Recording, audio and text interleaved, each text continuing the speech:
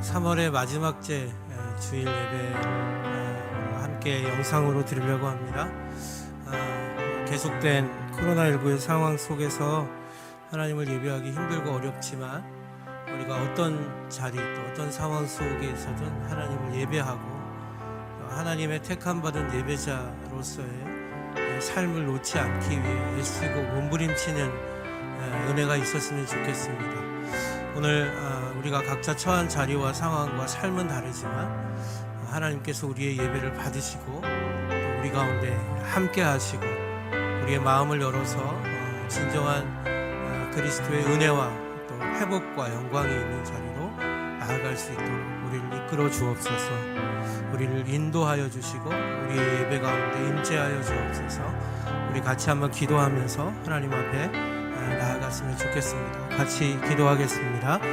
사랑이 많으신 아버지 하나님, 부족하고 연약하지만 한 주간 동안 하나님 우리를 지켜주셨다가 또 이렇게 하나님을 예배하는 자리로 나올 수 있게 하여 주시니 감사합니다. 전 세계적으로 큰 전염병으로 인해서 수많은 사람들이 쓰러지고 죽어가고 있습니다.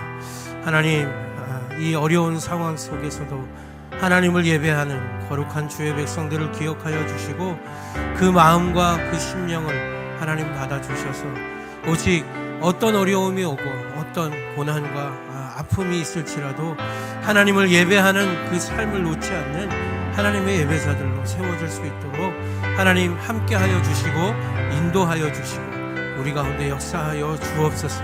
우리의 생명이 다하는 그날까지 하나님을 예배하고 하나님을 찬송하는 우리의 삶이 끊어지지 않을 수 있도록 하나님 붙들어 주시옵소서. 그것을 위해서 우리가 다시 모입니다. 그것을 위해서 우리가 다시 하나님을 예배합니다. 이 시간 우리의 마음을 오직 하나님께 향할 수 있도록 도와주시고 안타까운 하나님의 마음, 눈물 지으시는 아버지 하나님의 사랑이 회복되는 오늘 이 시간 되게 하여 주시옵소서. 온전히 하나님께서 우리 가운데 역사하시고 함께하여 주시고 인도하여 주실 줄 믿고 살아계신 예수님 이름으로 기도드리옵나이다. 아멘. 우리 다 함께 창조의 아버지 함께 찬송 드리며 우리 3월 29일 마지막 5번째 주일 예배를 하나님 앞에 올려드리겠습니다.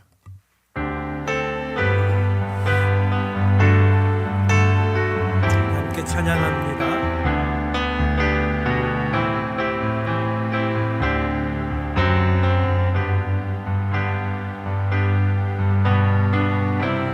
창조의 아버지 그 섭리 보이사 택하신 세대 일으키어 이 땅을 고치소서. 주의 크신 능력 만물이 사모하니 성령의 기름 부어주사 이 시간 임하소서.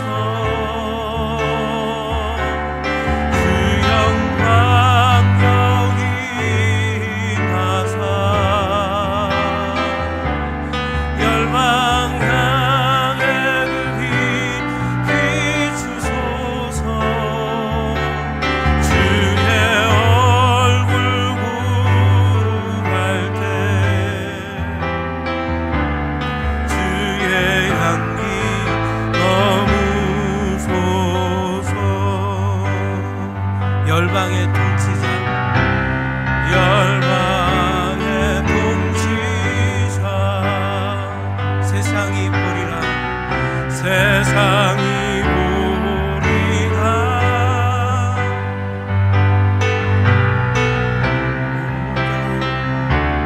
약속으로 교회는 승리하리.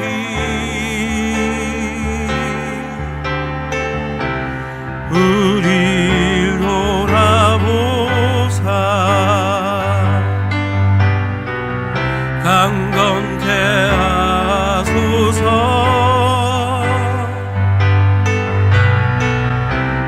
연약함 모두 벗어지고 승리케 하옵소서. 주 영광 여기 임하사 열방 향해 그 빛 비추소서. 주의 얼굴 구할 때 주의 향기 머무 우리 한 번 더 찬양합니다. 주 영광 여기 임하사 주 영광 여기 임하사 열방 향해 그 빛 비추소서. 주의 얼굴 구할 때 주의 향기 머무소서.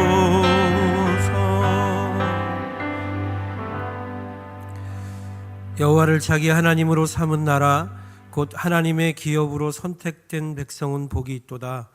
여호와께서 하늘에서 굽어보사 모든 인생을 살피시며 곧 그가 거하시는 곳에서 세상의 모든 거민들을 굽어 살피시는도다. 그는 그들 모두의 마음을 지으시며 그들이 하는 일을 굽어 살피시는 이로다. 많은 군대로 구원 얻은 왕이 없으며 용사가 힘이 세워도 스스로 구원하지 못하는도다. 우리 영혼이 여호와를 바라며 그는 우리의 도움과 방패시로다. 우리 마음이 그를 즐거워하며 우리가 그의 성호를 의지하였기 때문이로다.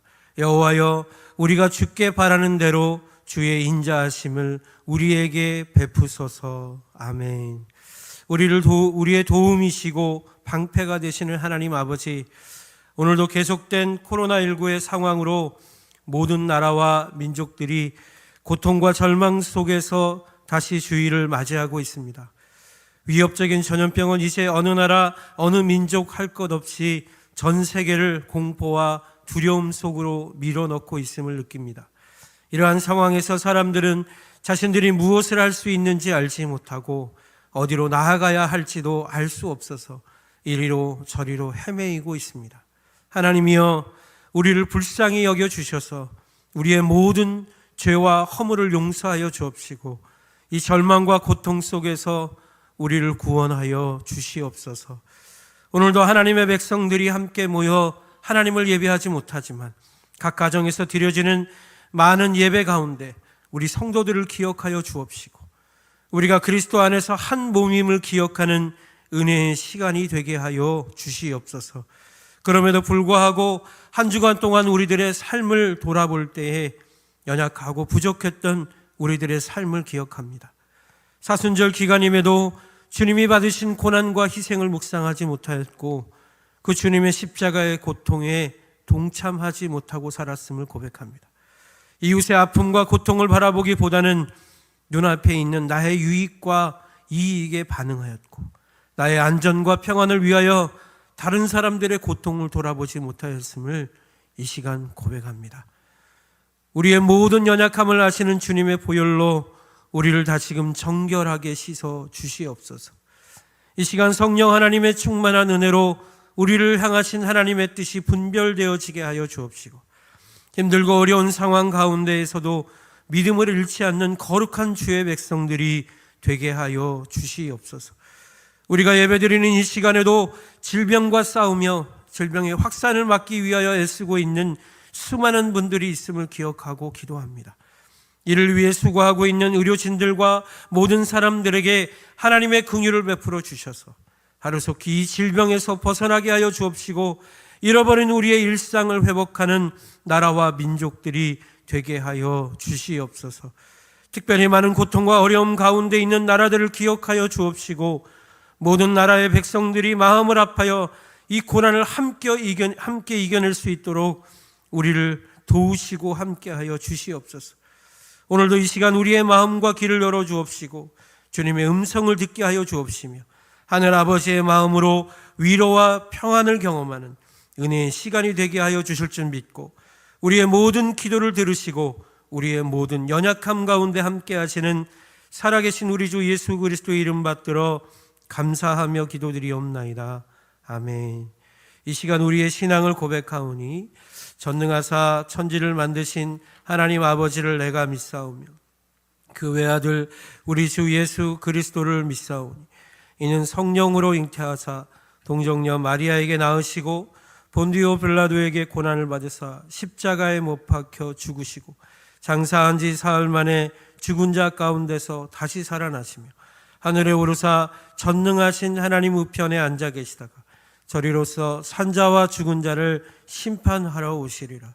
성령을 믿사오며 거룩한 공예와 성도가 서로 교통하는 것과 죄를 사하여 주시는 것과 몸이 다시 사는 것과 영원히 사는 것을 믿사옵나이다. 아멘. 다 같이 찬송가 336장을 함께 찬송드리겠습니다. 336장입니다.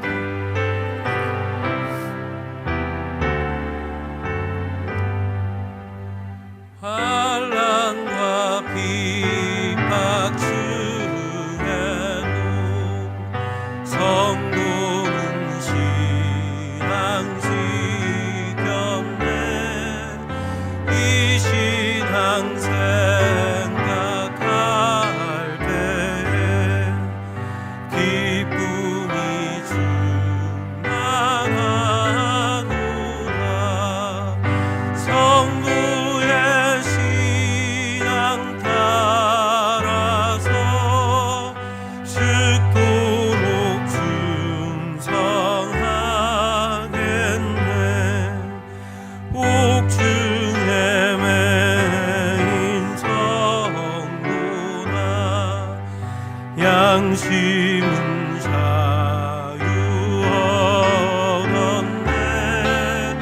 우리도 고난 받으면 죽어도 영광 되도다. 성도의 신앙 따라서 죽도록 충성하겠네. 성도의 신앙 본받아 원수도 사랑하겠네.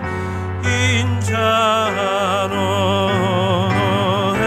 행실로 이 신앙 전하리라.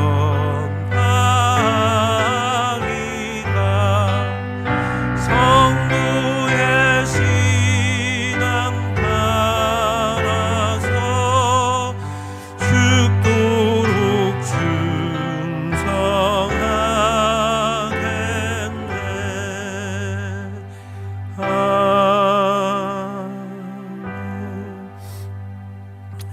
우리 같이 반주해 주시고 우리 예배를 위해서 우리 한 번 더 통성으로 기도했으면 좋겠습니다. 아버지, 이 시간 우리의 연약함과 부족함을 용서하시고 다시 하나님의 거룩함의 자리로, 세미한 하나님의 음성을 듣는 자리로, 하나님이 우리의 마음을 위로하시고 만지시는 자리로, 성령 하나님의 충만한 은혜와 능력과 역사가 있는 자리로, 진정으로 하나님을 붙드는 자리로, 하나님의 마음을 부여잡는 자리로 우리가 나아갈 수 있게 하나님 도와주옵소서. 우리 같이 한번 통성으로 예배를 위해서 하나님 앞에 구하며 기도하며 나아가겠습니다. 사랑이 많으신 아버지 하나님, 그렇습니다. 오늘도 우리는 연약함으로 나왔습니다. 부족한 모습으로 나왔습니다. 아버지여, 우리를 긍휼히 여겨주시고 우리를 불쌍히 여겨주시고 아무 것 없지만 하나님의 긍휼하심이 우리를 붙드시고 하나님의 능력이 우리를 붙드시고 하나님의 역사하심이 우리 가운데 임재하여 주셔서 이 세상 그 무엇과도 바꿀 수 없는 존귀한 하나님의 놀라운 복음의 능력이 우리를 다시 살게 하고 우리를 다시 영적으로 세워가는 하나님의 역사를 경험할 수 있도록 아버지 하나님, 우리를 붙들어 주시옵소서. 성령 하나님이여 우리 가운데 임재하여 주시옵소서. 뜨거운 성령의 충만한 은혜로 함께하여 주시옵소서. 비록 우리가 함께 모여 예배하지 못하지만 곳곳에서 아버지 처해진 자리에서 아버지 비록 영상으로 하나님을 예배할지라도 하나님 우리 가운데 임재하여 주시고 하나님의 살아계심이 증명되고 하나님의 살아계심이 증거되는 아버지 오늘 이 시간이 되게 하여 주시옵소서.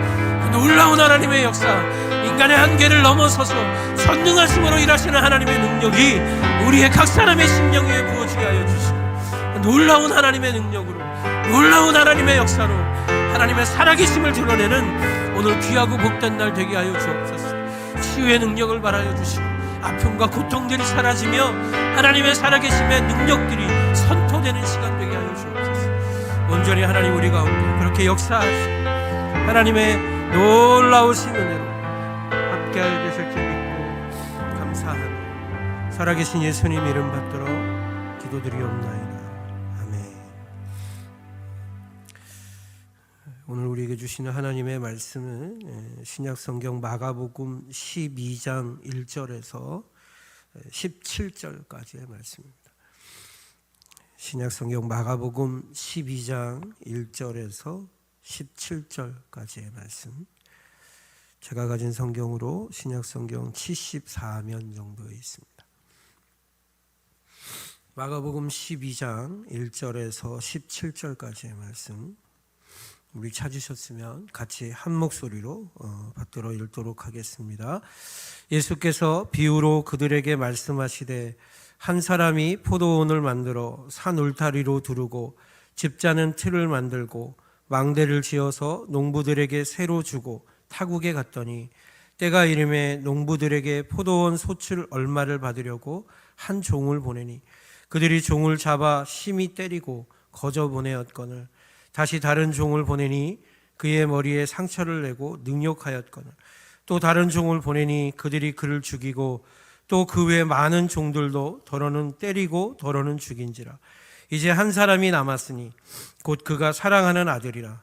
최후로 이를 보내며 이르되 내 아들은 존대하리라 하였더니 그 농부들이 서로 말하되 이는 상속자니 다 자 죽이자.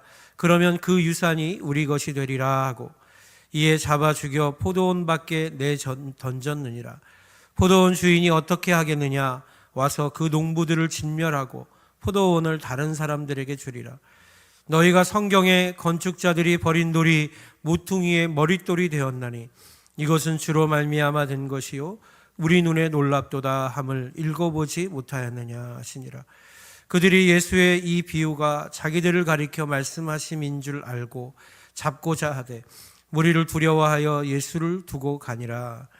그들이 예수의 말씀을 책잡으려 하여 바리새인과 헤롯 땅 중에서 사람을 보내매 와서 이르되 선생님이여 우리가 아노니 당신은 참되시고 아무도 꺼리는 일이 없으시니 이는 사람을 외모로 보지 않고 오직 진리로서 하나님의 도를 가르치심이니이다. 가이사에게 책임을 바치는 것이 옳으니까 옳지 아니하니까 우리가 바치리이까 말리이까 한데 예수께서 그 외식함을 아시고 이르시되 어찌하여 나를 시험하느냐. 데나리온 하나를 가져다가 내게 보이라 하시니 가져왔거늘 예수께서 이르시되 이 형상과 이 글이 누구의 것이냐. 이르되 가이사의 것이니이다. 이에 예수께서 이르시되 가이사의 것은 가이사에게 하나님의 것은 하나님께 바치라 하시니 그들이 예수께 대하여 매우 놀랍게 여기더라. 아멘.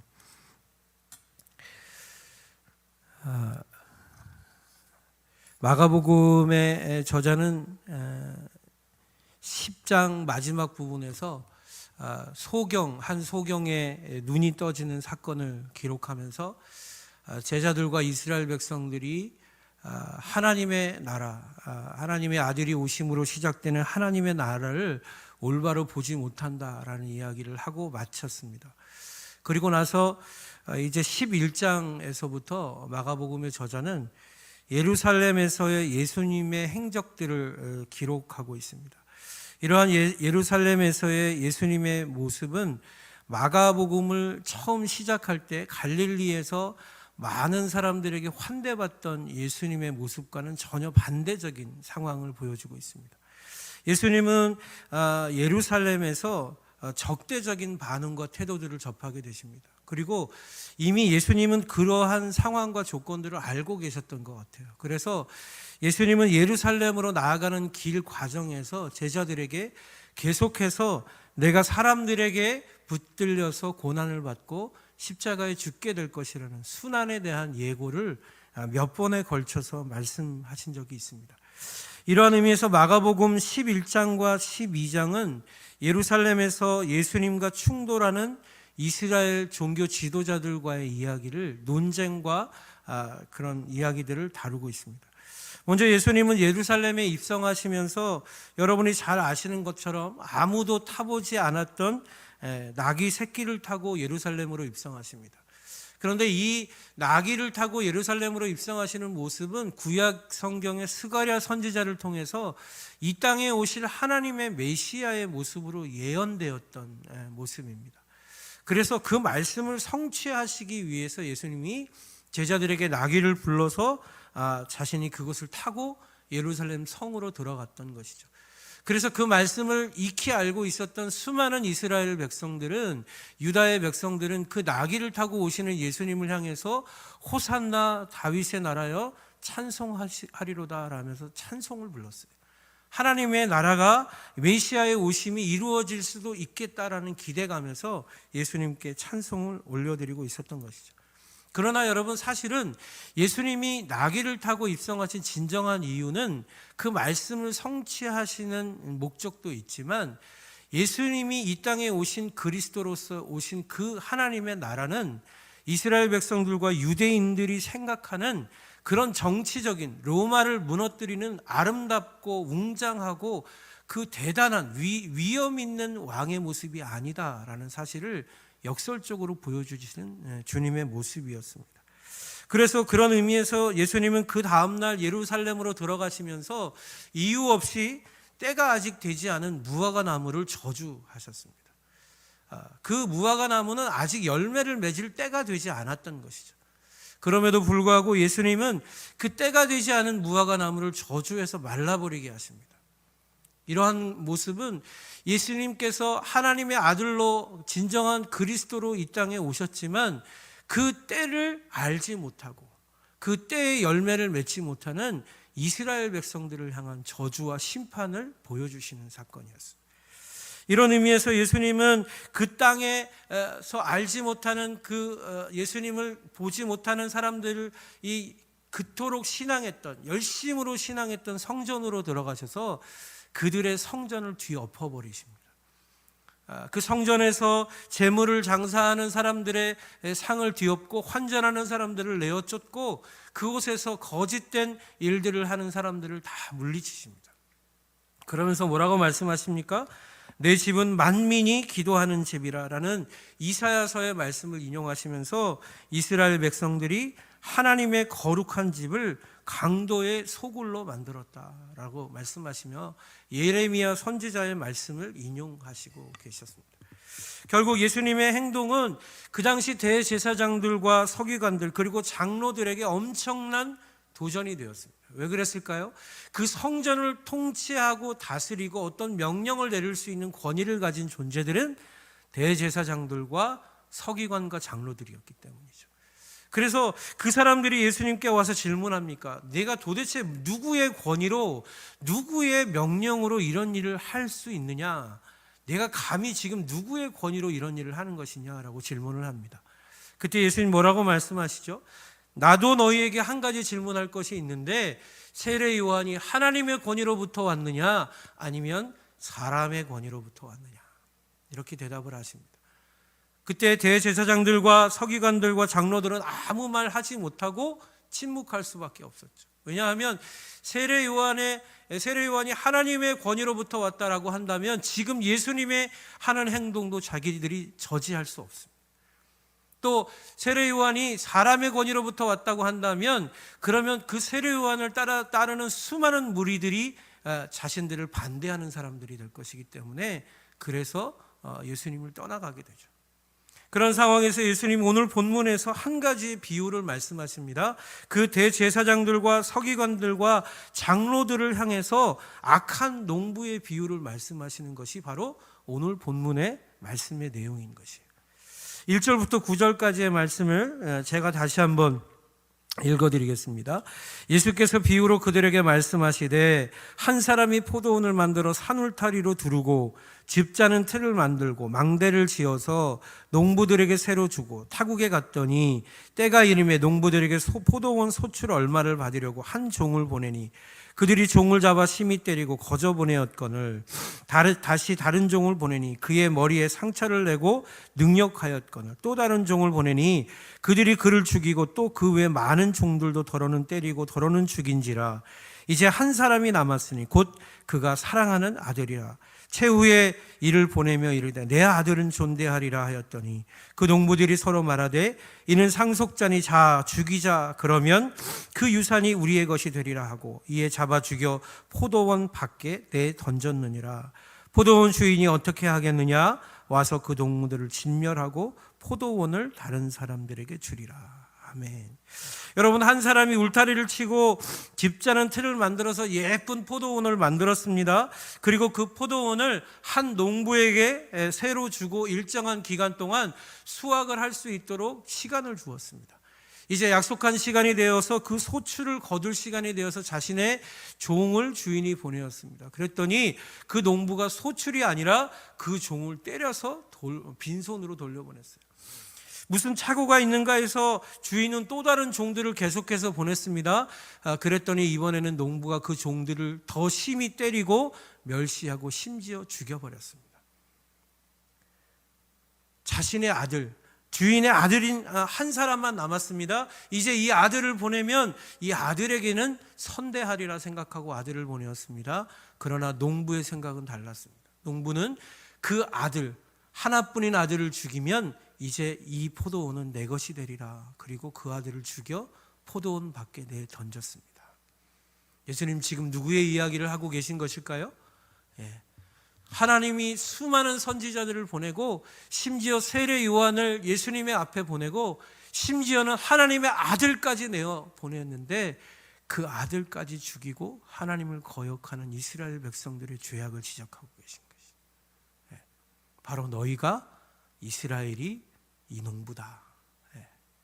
놀라운 것은 여러분 오늘의 본문에 보면 바리새인들과 대제사장들과 서기관들과 장로들이 이 이야기가 자기들을 향한 이야기인 줄 알았다 이렇게 말씀하고 있어요. 이 이야기가 자신들의 죄악을 지적하고 자신들의 문제를 지적하고 있는 것을 알았다라고 오늘 본문은 말씀하고 있어요. 그러나 그 결과로 그 반응으로 대제사장들과 서기관들이 무엇을 선택하고 있습니까? 예수님을 죽이기로 결정합니다. 안 되겠다, 죽이자 결정하게 되는 것이죠. 10절과 12절의 말씀입니다. 너희가 성경의 건축자들이 버린 돌이 모퉁이의 머릿돌이 되었나니 이것은 주로 말미암아 된 것이요 우리 눈에 놀랍도다 함을 읽어보지 못하였느냐 하시니라. 그들이 예수의 이 비유가 자기들을 가리켜 말씀하심인 줄 알고 잡고자 하되 무리를 두려워하여 예수를 두고 가니라. 알았습니다. 예수님이 지금 누구의 죄를 지적하고 있고 그것이 자신의 조상들과 자신들의 죄악임을 너무나 분명하게 아프게 찔림을 받았습니다. 그래서 그들의 선택은 무엇입니까? 자신의 죄를 드러나고 있는 하나님의 아들을 죽이기로 결정합니다. 여러분 이게 뭘 말하는 걸까요? 이게 죄의 속성을 의미하는 거죠. 죄의 지배 아래에 있고 죄의 다스림을 당하는 사람들이 자신의 죄가 지적당하고 자신의 죄가 드러날 때 반응하는 모습이라는 것을 예수님이 말씀하고 있는 것이에요. 여러분 예나 지금이나 수많은 사람들은 자신의 문제와 자신의 죄가 드러날 때 대부분 어떻게 반응합니까? 내가 무슨 죄를 지었냐? 내가 그것이 나에게 무슨 죄냐? 그것이 무슨 문제가 되느냐라고 자기를 보호하죠. 자기를 변론하려고 합니다. 그래서 심지어는 어떻게 합니까? 자기의 죄를 지적하는 사람을 공격하려고 해요. 자기의 죄를 지적하는 사람에게 덤벼들고 그 사람이 보호하는 자를 공격하고 그래서 결과적으로는 자기의 죄를 자기가 가리우려고 합니다. 그게 바로 죄의 속성이에요. 죄 안에서 살아가는 사람들이 선택해가는 삶의 모습이다라는 것입니다. 그러나 하나님의 은혜를 받고 하나님의 은혜가 그 사람을 지배하는 사람은 어떻습니까? 자기의 죄가 드러나고 자기의 문제가 드러나고 어떤 대상과 어떤 존재들로부터 어떤 상황으로부터 자신들의 문제가 드러나면 어떻게 됩니까? 자기의 죄를 고백하고 그 죄로부터 벗어나기 위해서 몸부림치고 회개합니다. 자복합니다. 하나님 앞에 엎드립니다. 용서를 구합니다. 여러분, 이게 하나님의 은혜 안에 있는 사람과 죄의 지배 아래 있는 사람의 너무나 다른 반응이다라는 것을 오늘 본문은 우리에게 말씀하고 있습니다. 여러분이 잘 아는 구약 성경을 보면 이스라엘의 초대 왕인 사울과 다윗의 모습이 나옵니다. 사울 왕은 멋진 사람이었습니다. 그래서 하나님께서 그 사울 왕의 됨됨이를 보고 초대 왕으로 지목하셔서 사무엘이 선지자가 기름 부어서 세운 첫 번째 왕이 사울이었어요. 첫 번째 왕으로 세워질 때 사울은 겸손한 사람이었습니다. 나 같은 자가, 나같이 작은 지파의 사람이 어찌 이스라엘의 왕이 될 수 있습니까? 라고 사무엘 선지자에게 겸손히 말했던 사람이었습니다. 그러나 왕이 되고 힘을 가지기 시작하자 사무엘 선지자가 찾아와서 그의 죄를 낱낱이 고백하고 드러날 때 사울은 사무엘 선지자를 피하고 그 사무엘 선지자가 기름 부은 다윗 왕을 죽이기 위해서 계속해서 몇 년 동안 다윗을 쫓아다닙니다. 왜 그렇습니까? 자신의 죄를 가리고 싶어서. 자신의 죄를 부인하고 자신의 죄를 거절하고 자신의 죄를 인정하고 싶지 않아서 사울은 자신의 죄를 드러내는 사무엘 선지자와 다윗을 죽이려고 하는 것이죠. 그러나 여러분, 다윗도 죄를 지은 사람이었습니다. 어느 날 갑자기 옥상에 올라갔다가 음욕이 드러나서 밧세바를 범하고 심지어는 그의 남편을 죽음의 자리로 몰아넣었어요. 어느 날 나단 선지자가 찾아와서 왕이시여 이런 이 나라에 이런 악한 자가 있습니다라고 이야기하면서 다윗의 죄를 드러냅니다. 그럴 때 그 사람을 잡아다 내가 신문하고 벌을 주리라 그랬더니 나단 선지자가 뭐라고 합니까? 그가 바로 당신입니다라고 지적합니다. 그때 다윗이 어떻게 반응합니까? 침상이 젖어 올라올 정도로 통곡하며 하나님 앞에 울며 고백했다. 죄를 자복했다. 여러분, 우리는 다 똑같이 죄를 짓습니다. 우리는 다 죄 아래 유혹에 넘어갈 수밖에 없는 존재들입니다. 그러나 진정으로 우리가 하나님의 은혜 아래에 있다는 증거가 무엇입니까? 우리의 죄가 드러날 때, 우리의 문제가 드러날 때 하나님 앞에 엎드릴 수 있는 사람이 믿음의 사람이고 하나님 앞에 눈물을 흘릴 수 있는 사람이 은혜의 자리에 있는 사람이라는 거예요. 자기의 죄를 가리우고 자기의 죄를 지적하는 사람을 공격하고 자기의 죄를 드러내는 사람을 어떻게 해서든 막아서 자기의 죄를 가리려고 하는 것, 여러분, 그것은 자기 신들의 죄를 지적하는 예수님을 죽이려고 하는 대제사장과 서기관들과 장로들의 모습이다. 율법주의자들의 모습이다 라는 사실을 오늘 본문은 우리에게 말씀해 주고 있는 것입니다. 두 번째로 예수님은 그렇게 농부가 주인을 기만한 결과, 그 결과가 어떻게 될 것인가, 주인이 농부를 진멸하고 포도원을 다른 사람들에게 넘겨주는 것이다 라고 말씀하고 있어요. 이것이 주인을 기만하고 주인의 종들과 아들을 죽인 농부의 결말이 될 것이다 라는 것입니다. 무슨 말씀인가? 하나님의 아들까지 십자가에 못 박고 그를 포도원 밖으로 쫓아낸 이스라엘 백성들은 결국 하나님 앞에 버림을 받고 예수 그리스도로 말미암아 새롭게 세우는 새 하나님 백성들의 삶이, 그 나라가 이제 포도원을 물려받게 될 것이다. 그 얘기를 하고 있는 것이죠.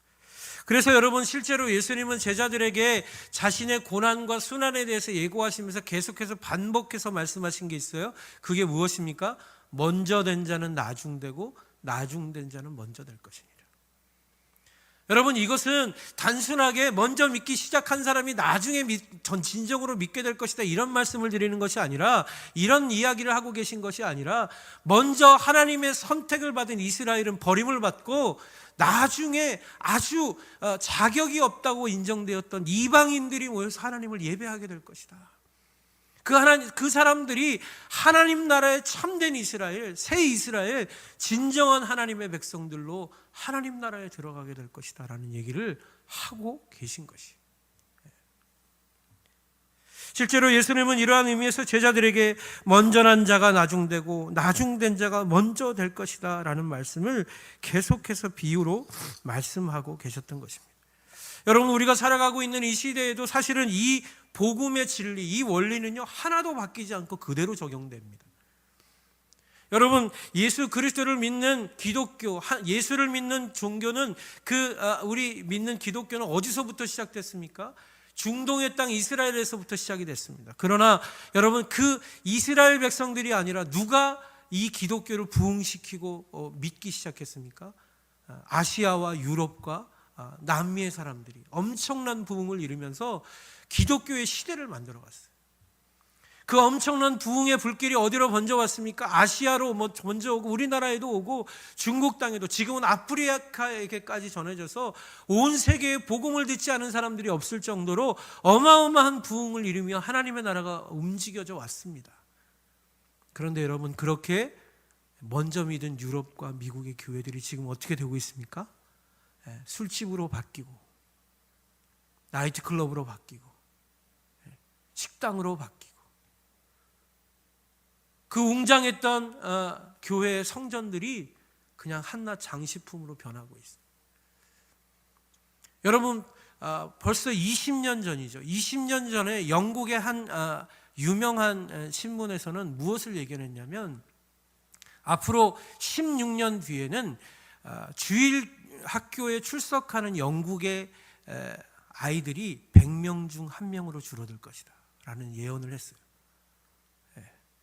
그게 20년 전에 통계상으로 나왔던 것입니다. 그 당시에 25명 중 1명이 교회에 출석하고 있었다 그래요. 여러분, 지금 영국에서 실질적으로 교회에 출석하는 사람들의 숫자는 통계로 나오지도 않습니다.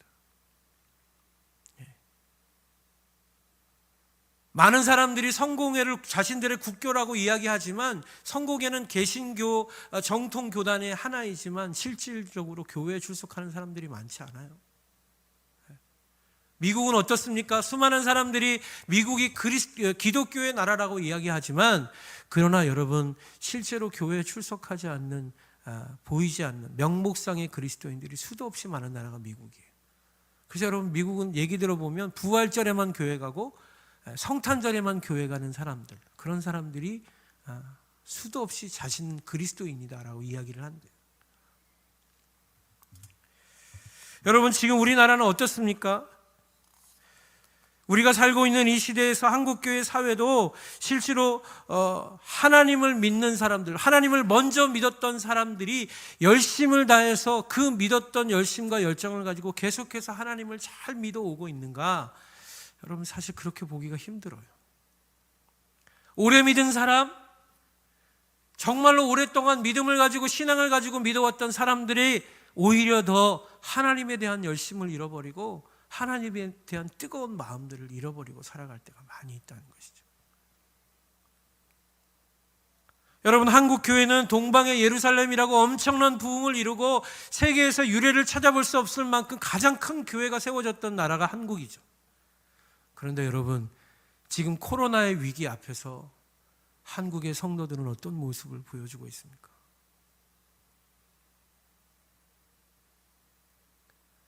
함께 모여서 예배하는 것이 맞다, 함께 모여서 예배하지 않고 영상으로 예배드리는 것이 맞다, 두 갈래로 나누어져서 이것이 맞다 저것이 맞다, 복음의 소리를 내지 못하고 자신들의 좋은 대로 이야기를 하고 있는 상황이 지금 우리 한국교회의 상황인 것이죠. 여러분, 요즘 코로나19의 상황으로 믿음을 가진 성도가 교회에 나가지 않아서 하나님을 예배하는 것이 오히려 부끄럽고 비이성적이고 세상을 어지럽히는 죄악된 일로 여겨지는 그런 시대에 우리가 살고 있습니다.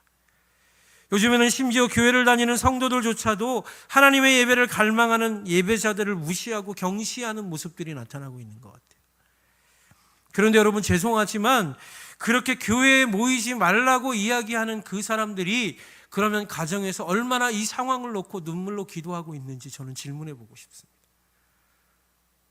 얼마나 하루에도 수백 명씩 죽어가고 있는 그 열방의 영혼들을 위해서 통곡하며 하나님 앞에 구원을 요청하는 기도를 드리고 있는지, 얼마나 가정에서 영상을 붙들고 눈물로 하나님을 예배하고 있는지 저는 질문해 보고 싶어요. 정말로 당신은 예배자로 서 있는지. 여러분, 앞으로도 우리는 계속된 전염병의 위협을 받는 시대로 들어가고 있습니다. 아니, 더욱더 크고 심각한 전염병의 위협이 우리를 괴롭히게 될 것입니다. 앞으로 3년에 한 번씩은 이런 큰 전염병이 올 것이라고 전문가들은 예견하고 있습니다. 우리는 전쟁의 위협도 받고 있습니다. 또 우리는 전염병뿐만이 아니라 언제 어떤 문제로 인해서 하나님을 예배할 수 없는 상황이 우리 앞에 도래할지 알 수 없는 상황 속으로 들어가고 있습니다. 그런데 여러분, 그렇게 우리의 안전과 우리의 건강을 위협받는 그때마다 여러분들은 예배를 양보하고 가정에 숨으시겠습니까? 저는 그게 믿음이라고 생각하지 않아요. 가정에서 드리는 예배가 잘못됐다는 것이 아닙니다. 여러분, 가정에서 드리는 예배라 할지라도 여러분들이 신령과 진정을 당해서 진정으로 예배자로 서고 계셔야 된다는 거예요. 하나님을 예배하는 예배자로 몸부림쳐 서지 않으면 이렇게 예배를 막고 예배를 힘들게 하는 상황 속에서 우리는 그냥 쓰나미에 휩쓸려 떠내려가는, 잃어버리는, 믿음을 잃어버리는 먼저 된 자밖에 되지 않는다는 거예요. 상황은 계속해서 어려워질 것입니다. 세상은 계속해서 교회를 향해서 왜 예배를 드리냐는 질문을 던지기 시작할 것이에요.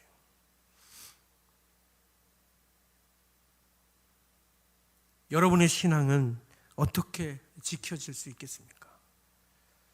이 상황에서 여러분, 우리가 어떻게 믿음을 지키고 어떻게 하나님 중심으로 살아가고 이 마지막 때에 주님 다시 오실 그날에 그 안타까워하시는 주님의 마음을 위로하는 얼음 냉수 같은 존재가 될지 여러분 고민하는 삶을 살아야 돼요.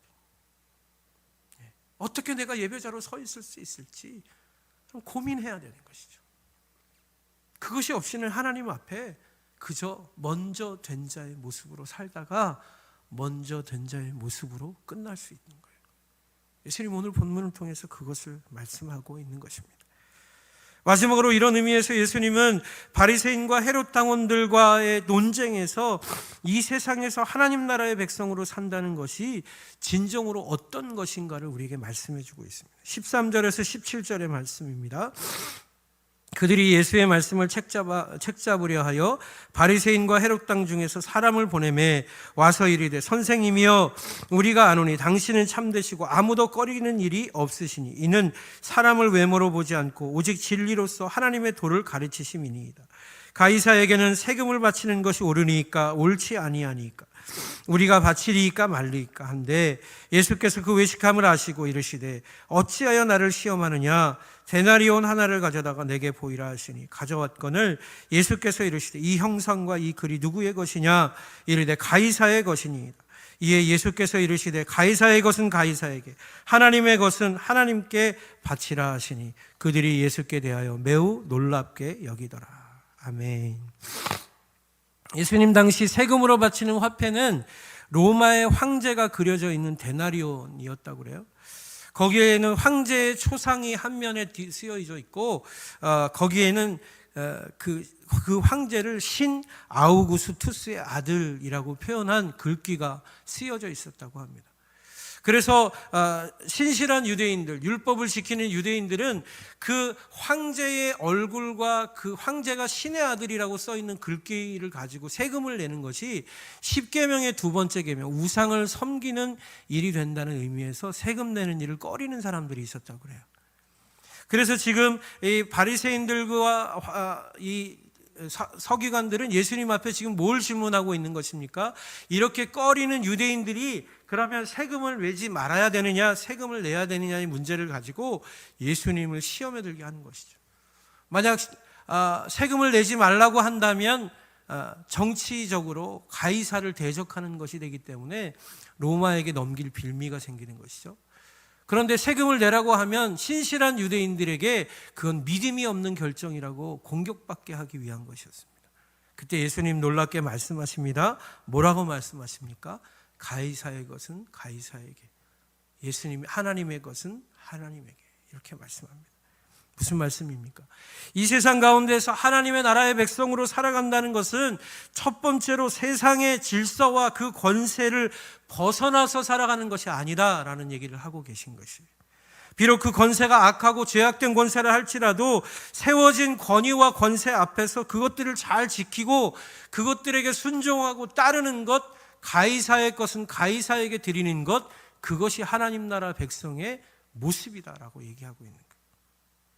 그러나 여러분, 한편으로 예수님은 그럼에도 불구하고 이 세상에서 하나님의 것을 하나님께 드리는 너희들만의 거룩한 구별이 없다면 너희는 하나님 나라의 백성이 될 수 없다라는 이야기를 지적하고 계신 것이죠.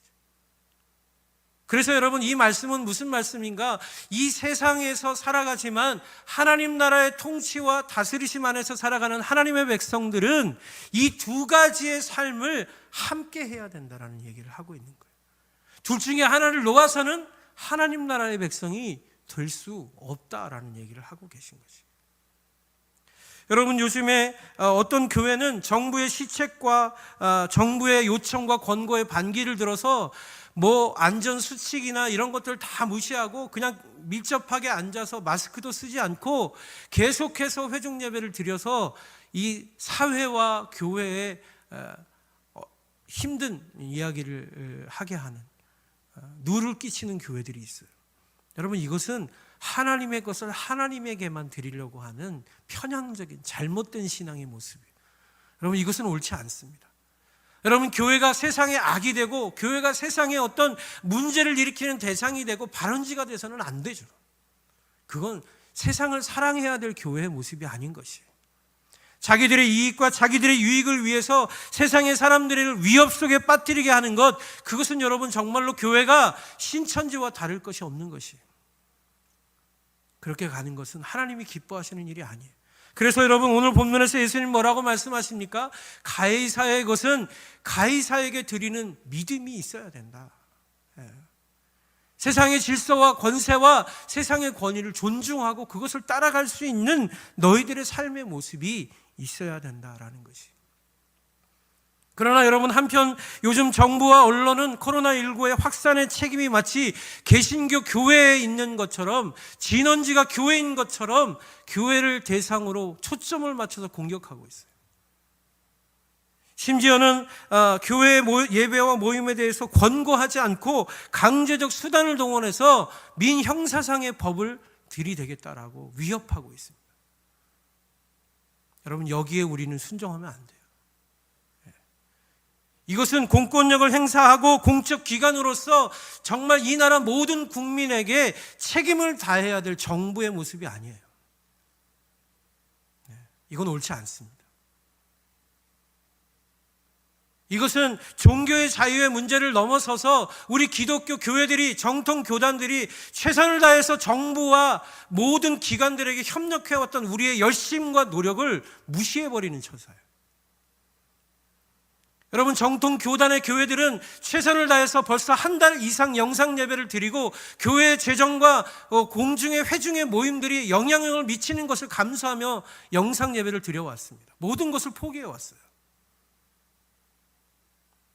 그렇게 협력하고 노력한 결과로 한국은 많은 안정된 사회를 이루어 가고 있습니다. 정부만의 노력으로 이루어진 게 아니에요. 심지어 여러분, 큰 대형 교회들은 어렵고 힘든 교회를 돕고 사회에서 힘든 곳을 위해서 많은 구호 물자들과 많은 것들을 협력하겠다고 이야기했고 협력하고 있습니다. 최선을 다해 정부의 시책에 호응하고 있다는 거예요. 여러분, 코로나19는 우리나라에서 시작되지 않았습니다. 심지어 교회에서 시작된 전염병이 아닙니다. 정말로 그 책임을 묻고 구상권을 청구한다면 여러분, 그것은 그 국민들을 보호하지 못한 정부가 구상권을 책임에 져야 될 대상이 될 것이에요. 그런데 여러분, 정부의 기관과 그 책임을 져야 될 사람들이 오히려 국민들에게 책임을 떠넘기려고 하는 이런 모습은 여러분, 이것은 옳지 않은 것이에요. 받아들일 수 없습니다. 이건 거부할 수 있는 믿음이 있어야 돼요. 여러분, 우리는 최선을 다해서 정부의 시책에 맞춰서 코로나19가 확장되지 않을 수 있도록 우리는 최선을 다해서 협력할 것입니다. 그러나 하나님의 것은 하나님께 드릴 수 있는 믿음이 있어야 돼요. 하나님의 것은 하나님의 것임을 교회들이 세상을 향해서 말할 수 있는 구별됨이 있어야죠. 그런 용기도 없이, 그런 믿음도 없이 그냥 흘려 떠내려가는 믿음으로 살아서는 여러분 이 거친 세상에서 믿음으로 살 수 없어요.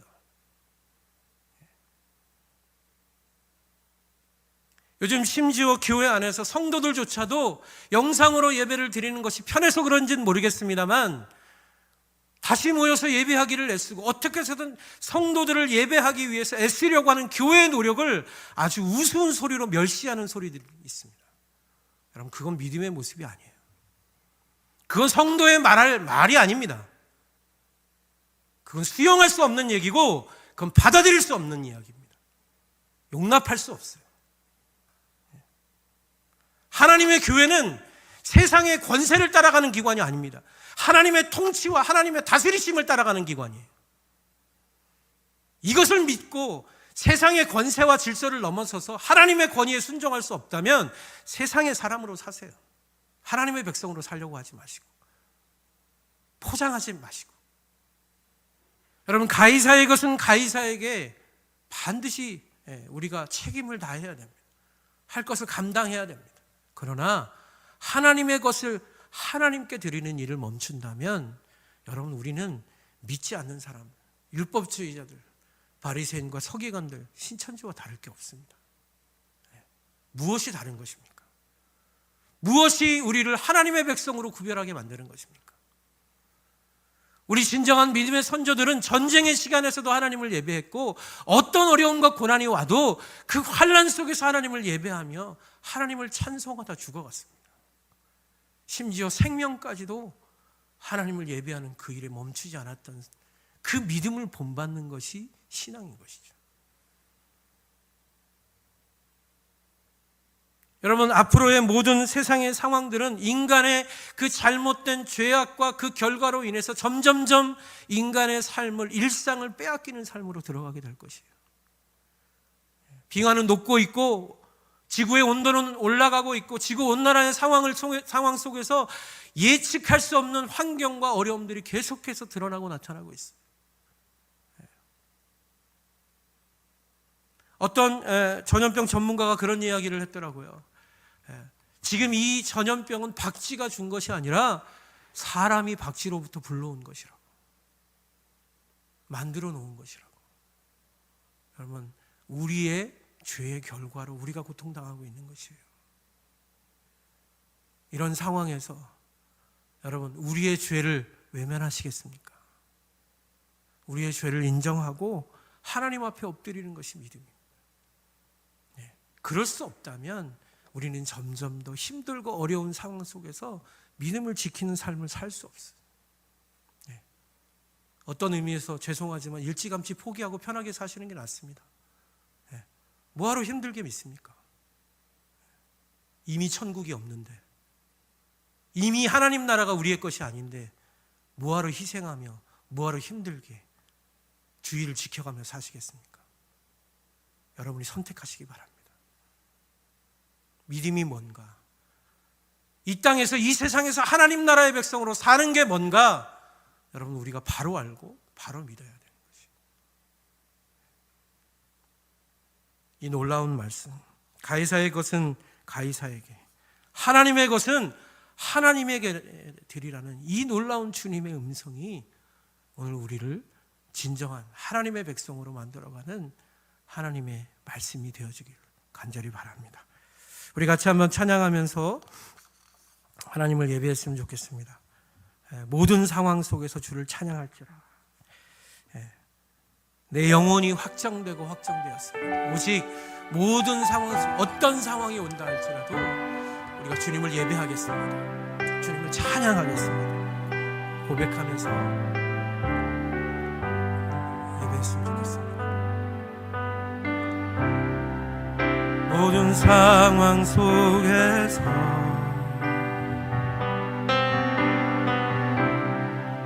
주를 찬양할지라.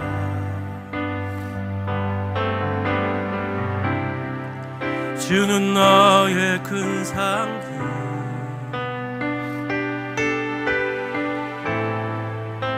큰 도움이시라.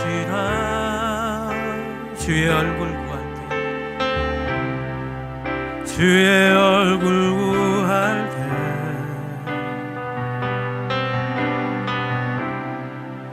주의 영을 부사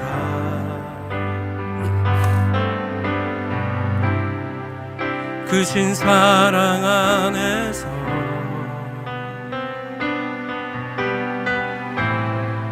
주를 보게 하소서. 우리 다시 한번 처음부터 찬양합니다. 모든 상황 속에서 주를 찬양할지라 주를 찬양할지라. 주는 너의 큰 산, 주는 너의 큰 산,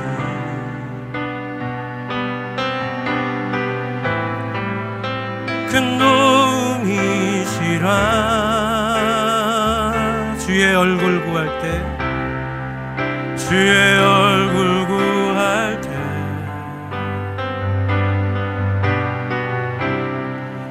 주의 영을 부사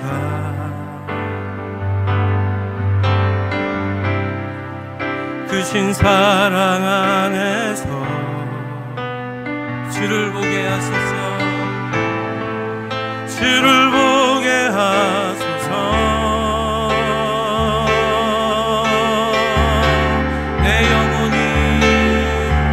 내 영혼이 확정되고 확정되어 싸우니 믿음의 눈 들어 주를 바라봅니다. 내 영혼이 확정되고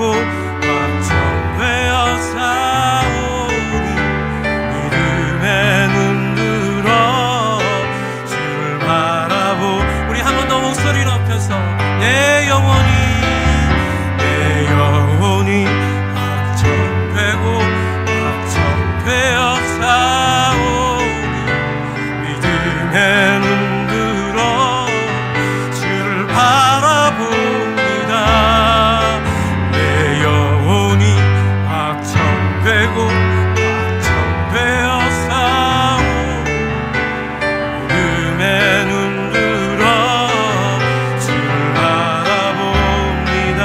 주를 찬양할 때, 주를 찬양할 때 주의 나라 이미 임했네. 주 영원한 나라 보게 하소서. 내 영혼이 확정되고 확정되어 싸우니 믿음의 눈 주를 바라봅니다. 내 영혼이 확정되고 확정되어 싸우니 믿음의 눈 들어 주를 우리 한 번만 더 믿음으로 선포하면서 내 영혼이 확정되고 확정되어 싸우니 믿음의 눈 들어 주를 바라봅니다.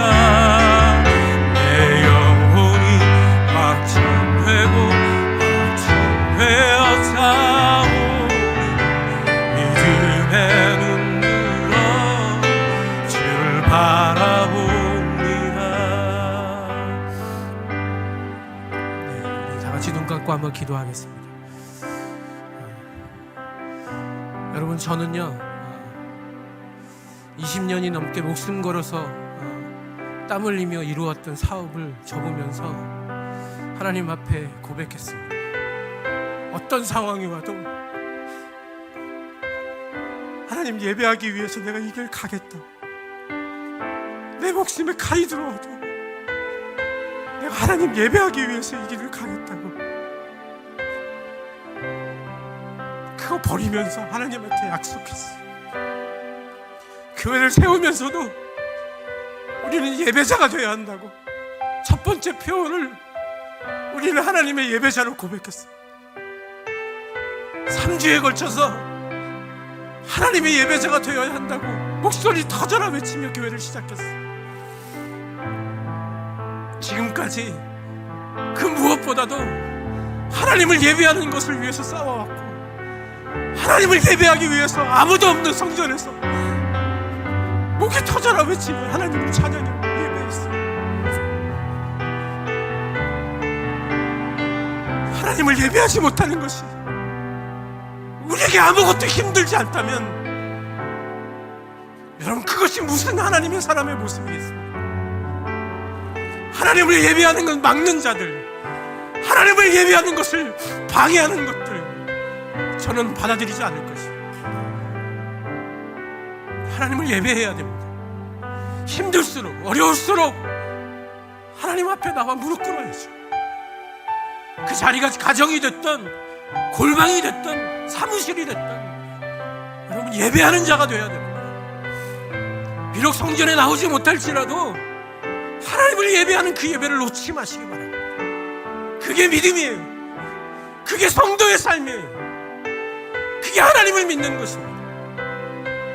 그 하나님을 예배하기를 주저한다면 여러분, 내려놓으세요. 하나님 백성 되기를 내려놓으시고 하나님 자녀 되기를 포기하시기 바랍니다. 하나님을 예배하는 것, 그건 우리의 생명이에요. 바꿀 수 없고 양보할 수 없고 물러설 수 없는 것입니다. 우리는 하나님을 예배하는 공동체가 될 것입니다. 한 사람이 모여도 아무도 모이지 않을지라도 우리는 하나님을 예배하는 교회가 될 것입니다. 그것을 양보하지 않을 거예요.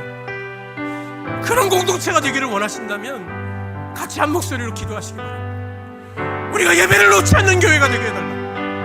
예배를 놓지 않는 공동체가 되게 해달라. 그런 하나님의 사람들이 되게 해달라.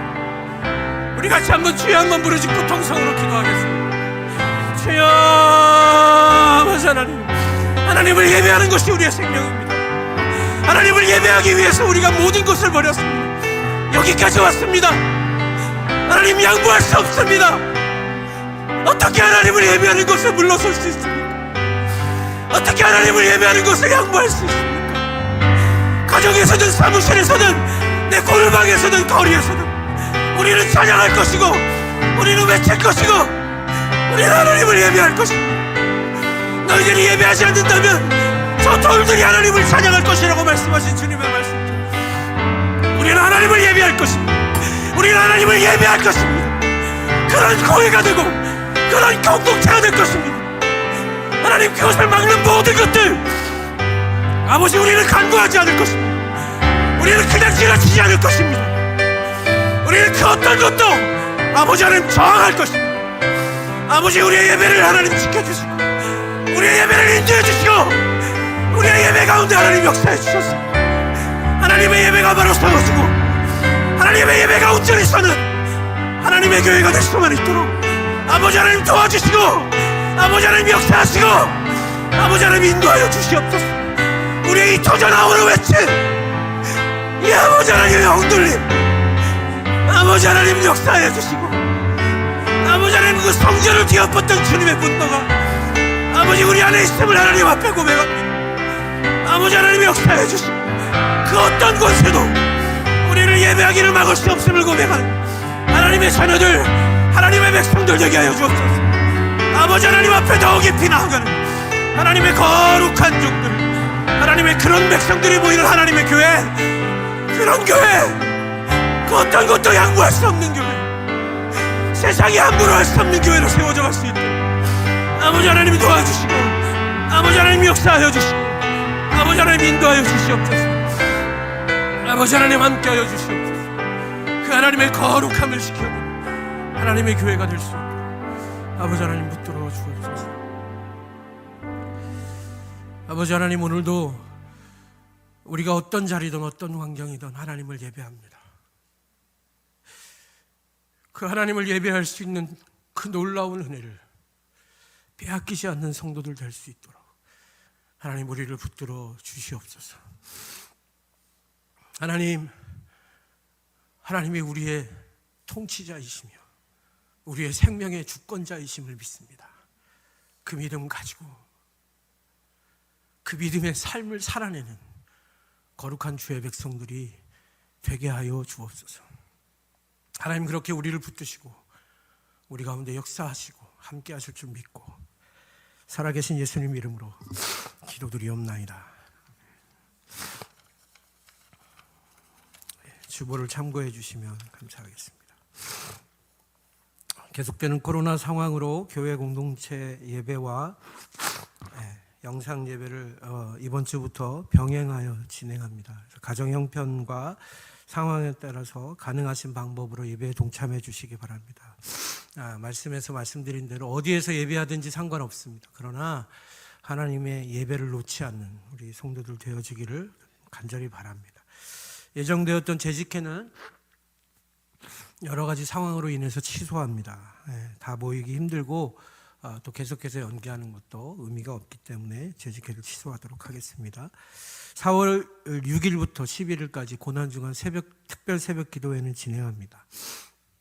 그래서 이번 주부터는 주중에 모든 모임들, 예배들을 정상적으로 진행하도록 하겠습니다. 그 대신 참여하시는 분들은 우리 정부에서 얘기하고 있는 요구하는 위생수칙, 7대 위생수칙을 철저하게 잘 지켜주시고 반드시 마스크 쓰시고 2m 이상 격리된 상태에서 예배에 동참해 주시기를 부탁드립니다. 모든 성도님들이 건강하게 잘 지내고 계신 것에 감사를 드립니다.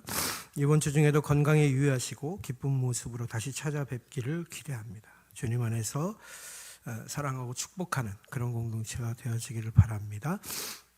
우리 이 시간에 같이 축복하고 주님 주신 마음으로 하나님의 은혜가 넘치는 교제하는 시간 갖도록 하겠습니다.